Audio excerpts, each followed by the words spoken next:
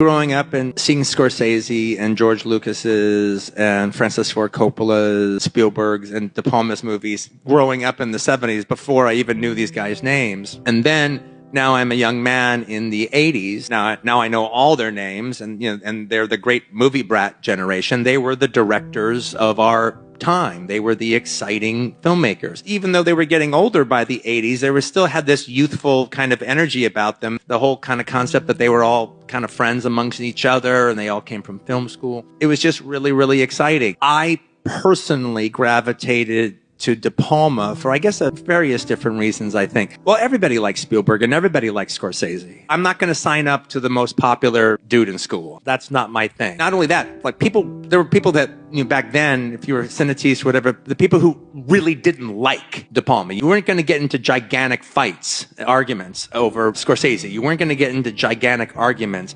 over Spielberg. I mean, people being, pissy about him, but not arguments.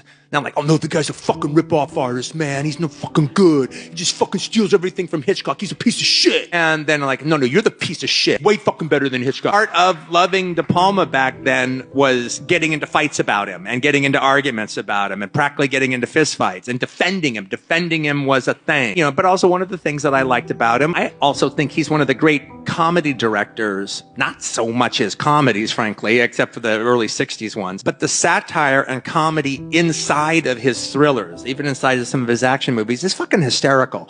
And he was, there's a satire, there's a satiric element about him. And then also just, I loved his camera first approach to cinema. He wasn't about shooting two people, like a lot of my movies are two people sitting around a table talking. He tries not to do that. His was about taking the camera and creating something, moving an audience, making sure an audience is responding to the images that are going on.